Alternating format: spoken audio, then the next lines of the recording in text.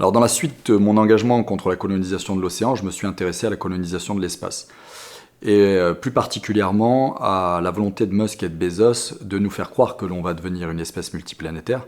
ce qui est complètement absurde d'un point de vue scientifique, notamment Musk qui nous fait croire qu'on va vivre sur Mars. On n'aura que, on va dire, la capacité d'être dans une forme d'exploration de Mars, mais jamais nous ne vivrons sur Mars. Notre avenir est résolument terrestre et ça dessert justement l'engagement local pour avoir une planète viable et durable.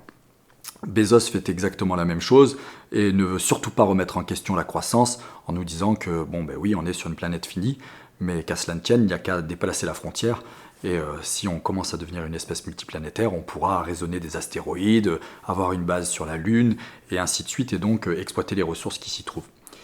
Tout ça est complètement mortifère et ouvre la voie justement non seulement au transhumanisme, à la géo-ingénierie, et en fait on est sur un mythe du technosolutionnisme qu'il faut absolument combattre par tous les moyens.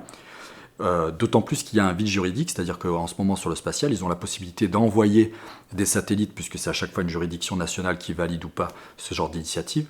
Et ces satellites en grand nombre, puisque Musk envisage d'en envoyer 42 000 et Bezos entre 3 et 4 000,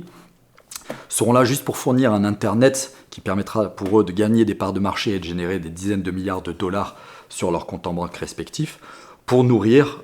leurs délires les plus fantasques, comme ceux que je viens de nommer juste avant, qui génèrent énormément de pollution, qui mettent en péril l'astronomie mondiale, puisque leurs satellites vont non seulement faire des traits lumineux qui vont rendre caduque l'observation au niveau du sol si on ne s'engage pas contre ces pratiques, mais vont générer une ceinture de déchets supplémentaires. Je rappelle qu'il y a déjà 130 millions de déchets autour de la planète Terre, plus quelques milliers, à peu près 5000 satellites, un peu plus depuis les envois de Starlink, donc de